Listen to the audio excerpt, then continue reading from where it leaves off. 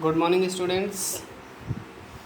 I am Jaydeep Kumar presenting here to discuss our third unit of macroeconomics determination of income and employment.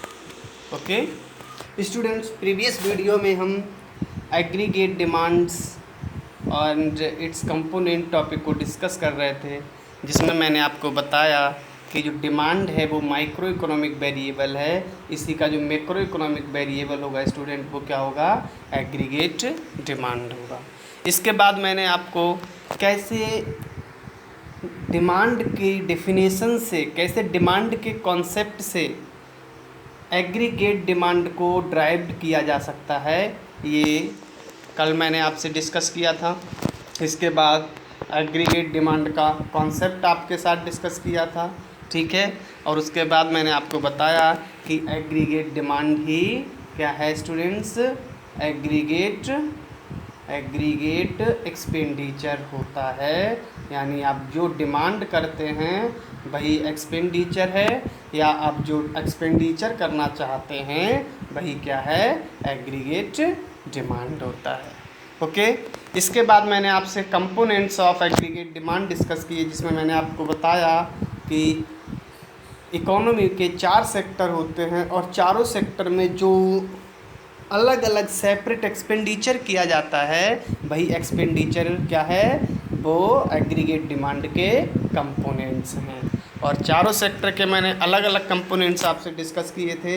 House hold का मैंने house hold sector का component क्या था? Private final consumption expenditure, जिसे हमने capital C से denote किया था, ठीक है। इसके बाद प्रोड्यूसर और फर्म सेक्टर का इन्वेस्टमेंट एक्सपेंडिचर, जिसे हमने कैपिटल आई से डिनोट किया था। इसके बाद हमने थर्ड सेक्टर यानी गवर्नमेंट सेक्टर के जो एक्सपेंडिचर था यानी गवर्नमेंट एक्सपेंडिचर, जिसे हमने कैपिटल जी से डिनोट किया था।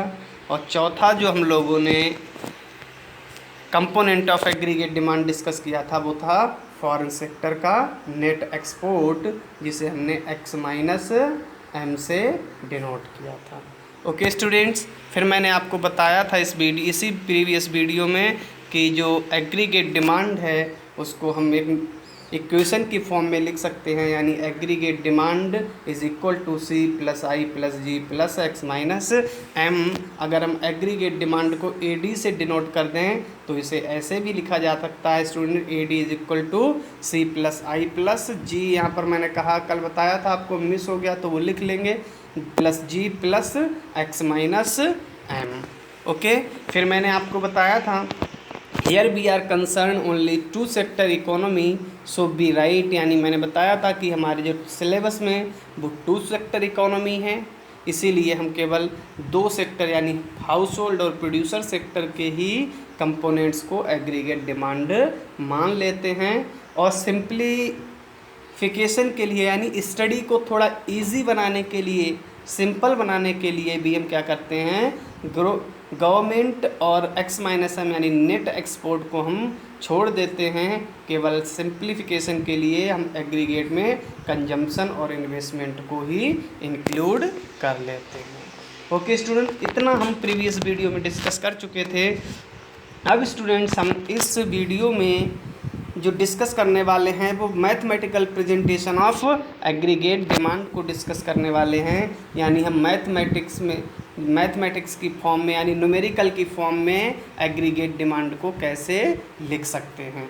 एक चीज़ ध्यान रखना स्टूडेंट, अब आगे जितना भी आपको एग्रीगेट डिमांड पढ़ने को मिलेगा उसमें 2 ही कंपोनेंट काम कर रहे होंगे, कंजम्पशन और इन्वेस्टमेंट। आप कहीं भी जब तक ज़रूरत ना हो government expenditure plus net export यानी एक्स माइनस एम नहीं दिया है तो आप उससे कंफ्यूज नहीं होंगे। अभी मैंने आपको बताया कि हमने सिंप्लीफिकेशन के लिए ये मान लिया है कि इकोनॉमी में केवल 2 ही सेक्टर हैं और 2 ही सेक्टर के कंपोनेंट्स को हम एग्रीगेट डिमांड में ऐड करेंगे, वो क्या होगा? सी प्लस आई होगा।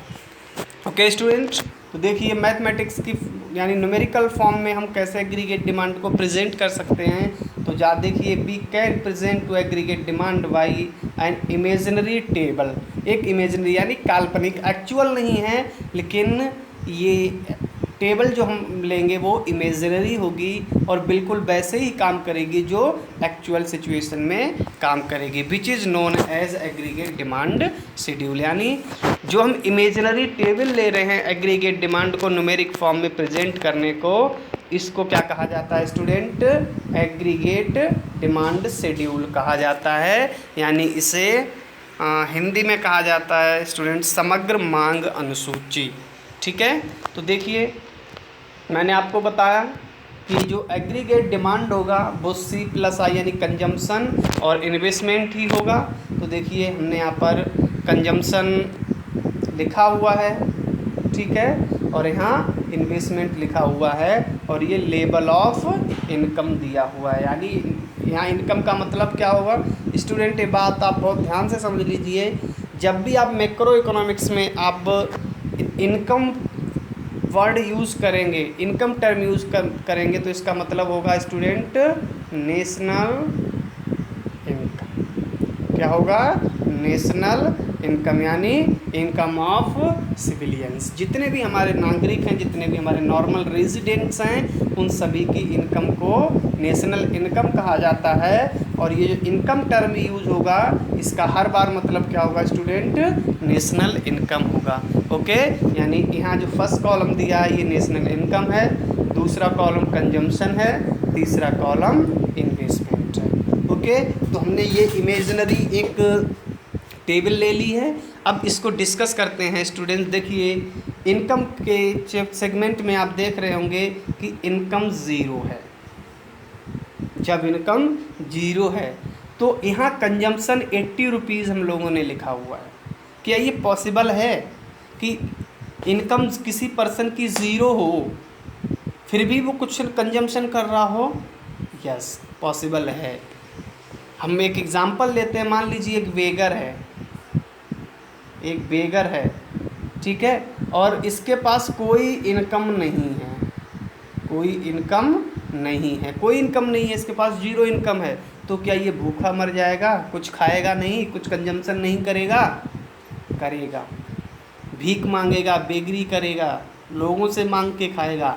लेकिन अगर जी रहा है तो इसका मतलब वो कुछ ना कुछ कंजम्पशन कर रहा होगा, वो कुछ ना कुछ फूड भी ले रहा होगा, कुछ ना कुछ खाना भी खा रहा होगा, कुछ ना कुछ क्लॉथ्स भी पहन रहा होगा, और अदर जो बेसिस नीडें हैं, कंपलसरी नीड्स हैं, उन कंपलसरी नीड्स को भी कंज्यूम कर रहा होगा।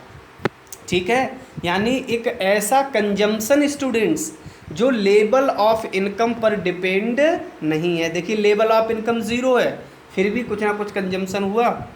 इसका मतलब ये 80 रुपीज़ जो कंजम्पशन है वो लेवल ऑफ इनकम पे डिपेंड नहीं कर है। अगर आपकी इनकम बहुत है तो भी आपको ये 80 रुपीज़ का कंजम्पशन करना ही होगा, और अगर आपकी इनकम ज़ीरो है तो भी आप ये 80 रुपीज़ का कंजम्पशन कर रहे होंगे।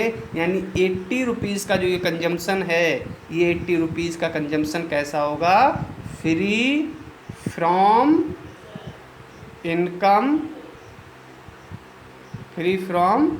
Income level. यानी ये इनकम लेवल से फ्री होगा, स्वतंत्र होगा, इसका इनकम से कोई लेना देना नहीं होगा। तो ऐसा कंजम्पशन स्टूडेंट्स जो फ्री फ्रॉम इनकम लेवल होता है, अपने इनकम से स्वतंत्र होता है, इंडिपेंडेंट होता है, उसे स्टूडेंट इकोनॉमिक्स में ऑटोनोमस कंजम्पशन कहा जाता है। क्या कहते हैं स्टूडेंट? Autonomous consumption. हिंदी में इसे कहते हैं स्वतंत्र उपभोग कहते हैं स्टूडेंट। क्या कहते हैं इसे? स्वतंत्र उपभोग। स्वतंत्र क्यों? क्योंकि ये अपनी इनकम के स्तर से बिल्कुल अलग है, स्वतंत्र है। इनकम हो या ना हो इतना कंजम्पशन आपको करना ही होगा। तो इसे क्या कहा जाता है स्टूडेंट? ऑटोनोमस। आपको 11th में मैंने पढ़ाया था कि इकोनॉमिक्स में 2 वेरिएबल होते हैं, एक डिपेंडेंट वेरिएबल और एक इंडिपेंडेंट वेरिएबल होता है। तो कंजम्पशन क्या है? कंजम्पशन क्या है स्टूडेंट? अगर हम कंजम्पशन को देखें तो कंजम्पशन क्या है? डिपेंडेंट वेरिएबल है। डिपेंडेंट यानी consumption depend on level of income. आपका कंजम्पशन आपकी इनकम लेवल पर डिपेंड करता है, लेकिन आपके कंजम्पशन का कुछ पार्ट ऐसा होगा जो आपके इनकम पर डिपेंड नहीं करता है। आपकी इनकम ज़ीरो है, फिर भी आपको लाइफ को सरवाइव करने के लिए कुछ ना कुछ कंजम्पशन करना पड़ेगा। इसका मतलब स्टूडेंट, कंजम्पशन के दो पार्ट होते हैं।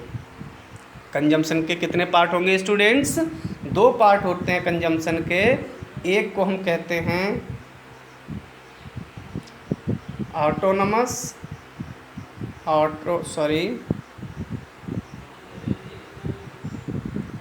क्लियर लिखता हूँ थोड़ा।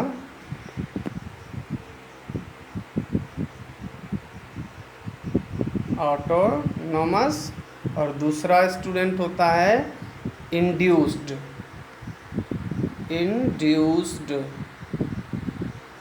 इंड्यूस्ड मीन्स होता प्रेरित होना, प्रेरित। और ये क्या होता है स्टूडेंट? स्वतंत्र। यानी कंजम्पशन के दो पार्ट होते हैं, एक स्वतंत्र उपभोग और दूसरा प्रेरित उपभोग। स्वतंत्र उपभोग मैंने आपको बता दिया, ये आपकी इनकम पर डिपेंड नहीं होता, जबकि इंड्यूस्ड कंजम्पशन स्टूडेंट जो होता है ये आपकी इनकम पर डिपेंड करता है। यानी आपकी इनकम जैसे जैसे बढ़ती जाएगी, आपकी इनकम के अकॉर्डिंग जितना कंजम्पशन बढ़ेगा वो कैसा होगा? प्रेरित होगा। वो किससे प्रेरित हुआ है? आपकी इनकम के बढ़ने से प्रेरित हुआ है, इसीलिए इसे इंड्यूस्ड कंजम्पशन कहा जाता है।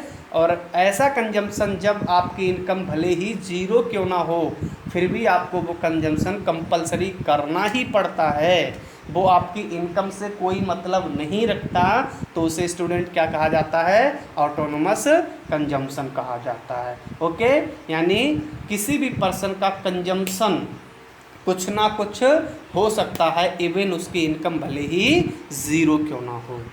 ओके, तो यहाँ देखिए जीरो लेवल इनकम है और कंजम्पशन 80 है, इसका मतलब ये क्या है? ऑटोनोमस कंजम्पशन है। और इनकम ज़ीरो, अब वैसे ही सेम इन्वेस्टमेंट का होता है स्टूडेंट।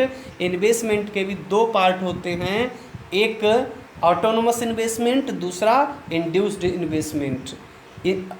ऑटोनोमस इन्वेस्टमेंट यानी ये भी level investment depend on income level and profit level, लेकिन सारा इन्वेस्टमेंट लेवल ऑफ इनकम और लेवल ऑफ प्रॉफिट पे डिपेंड नहीं करता। हो सकता है कि आपको कोई इन्वेस्टमेंट करने में लॉस हो, या आपके पास इनकम बिल्कुल ना हो, फिर भी आपको इन्वेस्टमेंट करना पड़ता है। तो ऐसे इन्वेस्टमेंट को स्टूडेंट क्या कहा जाता है? ऑटोनोमस इन्वेस्टमेंट कहा जाता है। और ऐसा इन्वेस्टमेंट जो लेवल ऑफ इनकम के बढ़ने के साथ बढ़ता जाता है, उसे भी इंड्यूस्ड इन्वेस्टमेंट कहते हैं स्टूडेंट। तो देखिए, जब इनकम ज़ीरो है, ऐसी सिचुएशन में इनकम ज़ीरो होने के बाद भी कंजम्पशन 80 है, इन्वेस्टमेंट 80 है, यानी दोनों वैल्यू कैसी हैं स्टूडेंट? ऑटोनोमस हैं। ओके, और आपको बताया कि आपको मैंने बताया था AD के बारे में, C + I = AD होता है। यानी आप कंजम्पशन इन्वेस्टमेंट को ऐड कर देंगे तो क्या मिलेगा? 160, यही आपकी एग्रीगेट डिमांड होगी। ओके, अब हम मानते हैं कि नेक्स्ट सेगमेंट में, नेक्स्ट राउंड में, नेक्स्ट ईयर जो आपने इन्वेस्टमेंट किया है, इस इन्वेस्टमेंट में से इनकम 100 बढ़ जाती है। तो पहले इनकम ज़ीरो थी और इस इन्वेस्टमेंट से जो 80 रुपीज़ का आपने इन्वेस्टमेंट किया है, इस 80 रुपीज़ के इन्वेस्टमेंट से जो इनकम जनरेट हुई उसकी वैल्यू कितनी है? 100 है। तो आपकी इनकम बढ़ के अब 0 से 100 हो जाएगी। अब जैसे ही इनकम 0 से 100 होगी, ओके स्टूडेंट, तो इस इनकम का फिर से कुछ ना कुछ कंजम्पशन किया जाएगा और कुछ ना कुछ स्टूडेंट इन्वेस्टमेंट में यूज़ कर लिया जाएगा। लेकिन हमने यहाँ पर माना कि ये जो इन्वेस्टमेंट दिया है ये सारा का सारा ऑटोनोमस इन्वेस्टमेंट है, इसका लेवल ऑफ इनकम से कोई लेना देना नहीं है, इसीलिए ये चाहे इनकम 0 हो चाहे इनकम 400 हो, देखिए हर जगह पे कितनी वैल्यू दी है 80 80 80, यानी इनकम बढ़ने से भी इन्वेस्टमेंट में कोई चेंज नहीं आया। इसका मतलब ये ऑटोनोमस है, ये लेवल ऑफ इनकम से कैसा है स्टूडेंट, फ्री है। लेवल ऑफ इनकम से कैसा है स्टूडेंट, फ्री है। और ऐसा इन्वेस्टमेंट जो लेवल ऑफ इनकम से फ्री होता है उसे हम ऑटोनोमस कहते हैं। यानी ये सारा का सारा इन्वेस्टमेंट हर स्टेज पे क्या है, ऑटोनोमस इन्वेस्टमेंट है। क्या हो रहा है आप देखेंगे तो इनकम बढ़ने के साथ साथ कंजम्पशन बढ़ता चला जा रहा है। यानी इसमें कंजम्पशन में ऑटोनोमस कंजम्पशन प्लस इंड्यूस्ड यानी आई इंड्यूस्ड कंजम्पशन दोनों हैं, इसीलिए इस कंजम्पशन की वैल्यू क्या है स्टूडेंट, इंक्रीज होती चली जा रही है। तो देखिए मान लेते हैं इनकम बढ़ के 80 हो जाती है, तो 100 हो जाती है। 100 इनकम के बढ़ जाने से लोगों का कंजम्पशन जो है वो 80 रुपीज़ बढ़ जाता है। तो देखिए 80 कंजम्पशन पहले से था और इनकम के बढ़ जाने से कंजम्पशन और कितना बढ़ गया 80, यानी 80 प्लस 80 टोटल कंजम्पशन कितना हो गया स्टूडेंट 160। देखिए वही यहाँ पर लिखा हुआ है।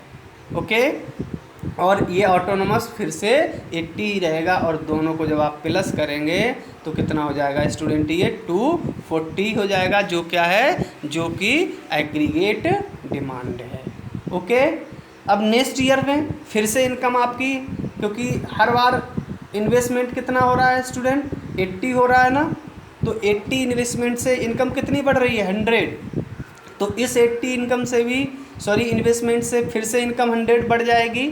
तो 100 इनकम बढ़ गई, 100 पहले थी तो 100 पहले थी प्लस 100 बढ़ गई तो कितना होगा स्टूडेंट 200। देखिए 200 लिखा हुआ है, ठीक है। तो यानी इन थर्ड ईयर में इनकम कितनी बढ़ गई 100, क्योंकि 100 पहले 200 नहीं लिखेंगे बोलेंगे क्योंकि 100 पहले की है, अब 200 लिखा है, इसका मतलब बढ़ कितनी गई 100 बढ़ गई।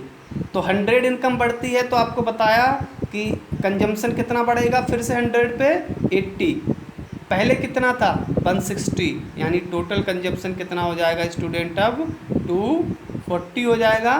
देखिए वही यहाँ पर लिखा हुआ है और ऑटोनोमस इन्वेस्टमेंट यहाँ भी 80 है, तो जब आप दोनों को प्लस करेंगे तो ये कितना हो जाएगा 320 हो जाएगा, वही लिखा हुआ है, ठीक है। नेक्स्ट में इनकम फिर से, क्योंकि इन्वेस्टमेंट कितना हुआ स्टूडेंट 80 हुआ, तो इनकम फिर से 100 बढ़ेगी, इनकम फिर से 100 बढ़ेगी, तो 200 पहले थी 100 बढ़ गई 300 हो गई, तो 100 इनकम बढ़ने से 80 रुपीज़ का कंजम्पशन बढ़ेगा, 240 पहले था प्लस 80 और हो गया तो कितना हो गया 320, और 320 प्लस 80 कितना हो जाएगा 400 हो जाएगा स्टूडेंट, ठीक।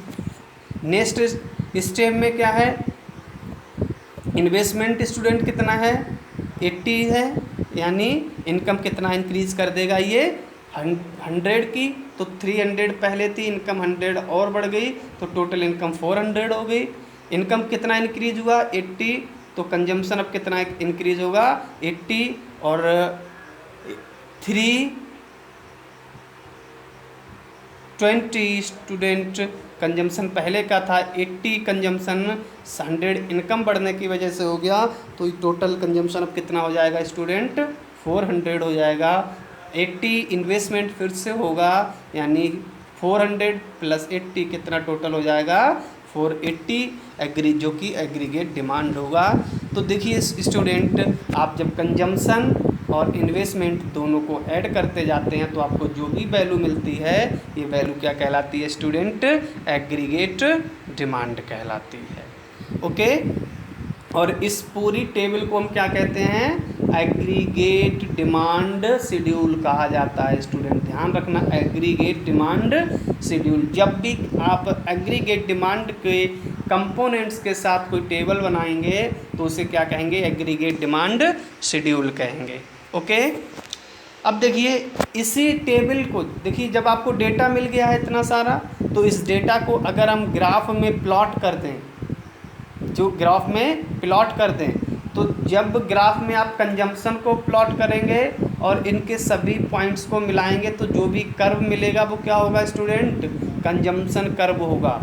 जब आप इन्वेस्टमेंट के सारे पॉइंट्स को किसी ग्राफ में इस तरह से बनाएंगे और उनको सबको एक लाइन से मिला देंगे तो स्टूडेंट ये क्या होगा, इन्वेस्टमेंट कर्व होगा। और जब आप दोनों कर्व को जोड़ देंगे, aggregate demand curve plus consumption curve plus investment curve, दोनों को आप सम कर देंगे तो जो भी कर्व मिलेगा वो कर्व क्या कहलाएगा स्टूडेंट, एग्रीगेट डिमांड कर्व कहलाएगा। यानी आप इस टेबल को ग्राफिकल प्रेजेंटेशन भी दे सकते हैं, यानी एग्रीगेट डिमांड को ग्राफिकल प्रेजेंटेशन भी दिया जा सकता है। ये क्या था स्टूडेंट, ये टेबल, ये मैथमेटिकल प्रेजेंटेशन था, ये मैथमेटिकल प्रेजेंटेशन ऑफ एडी था।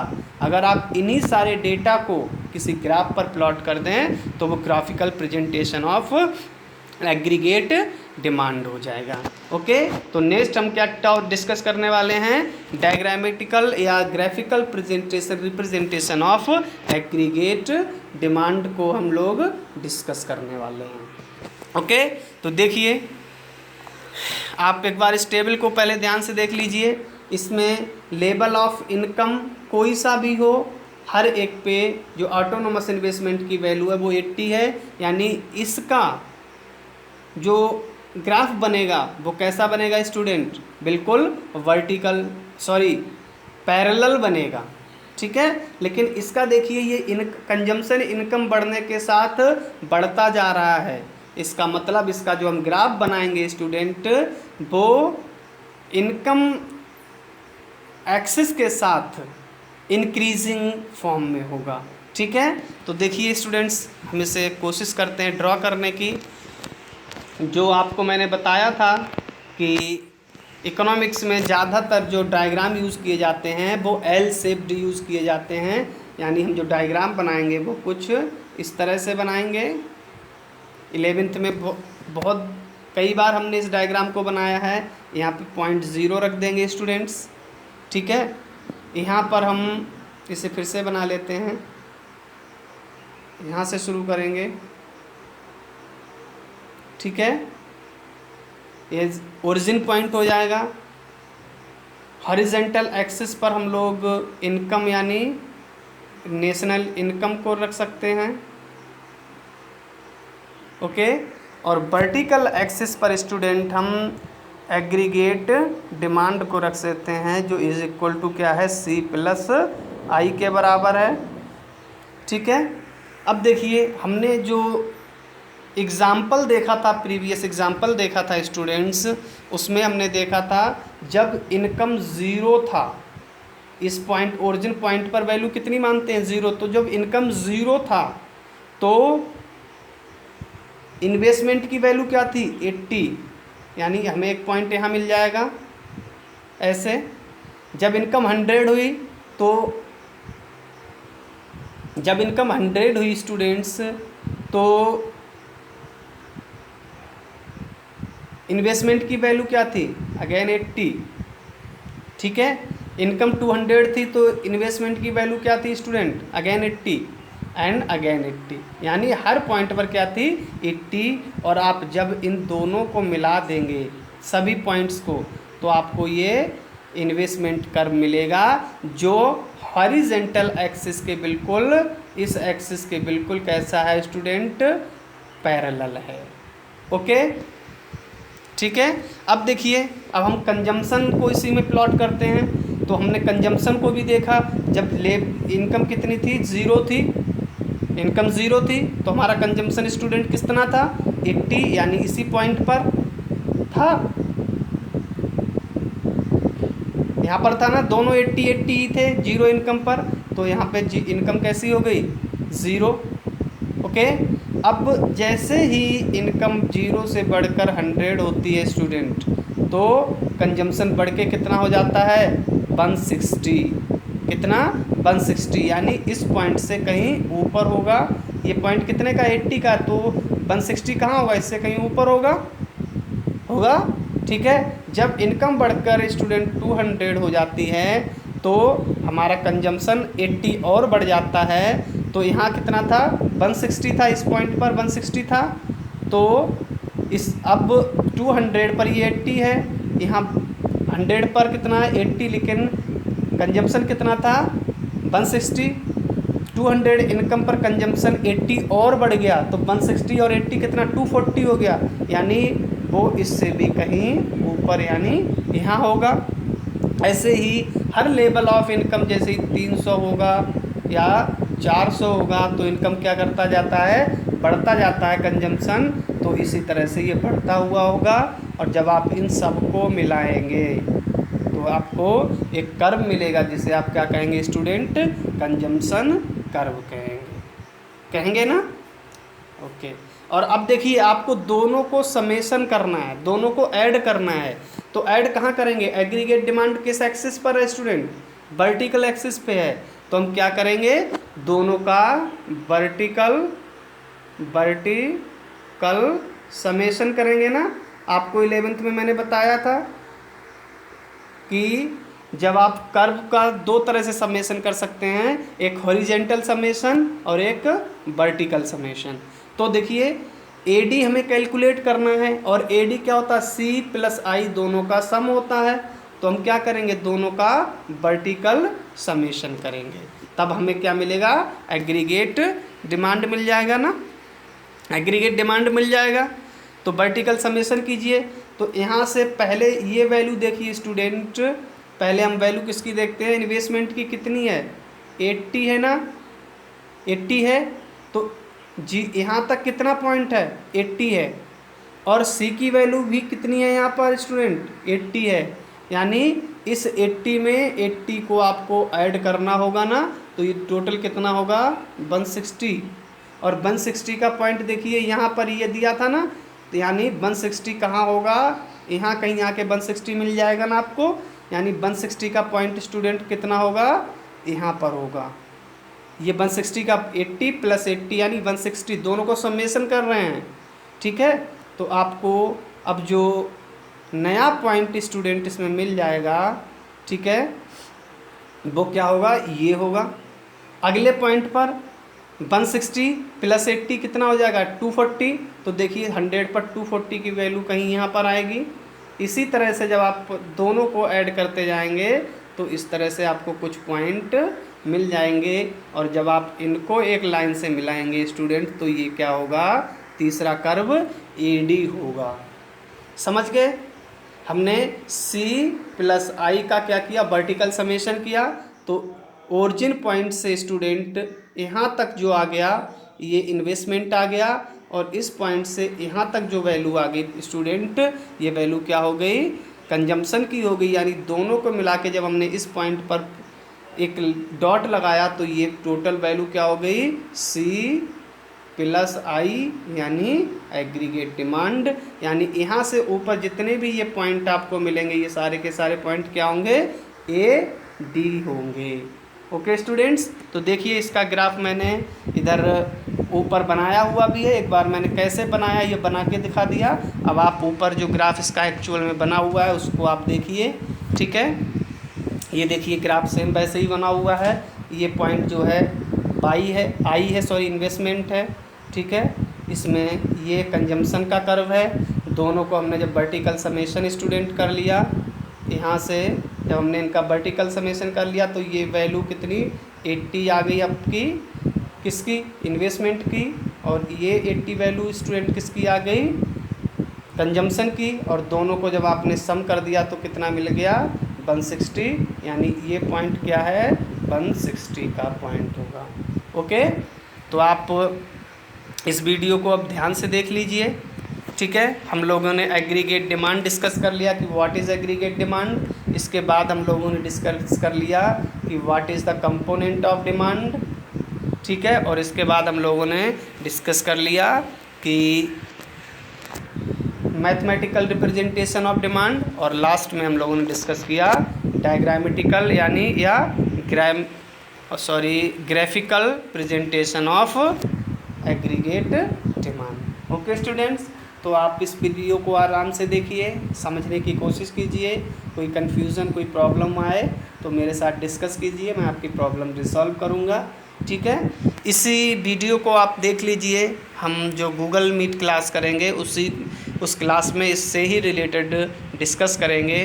Okay, thank you.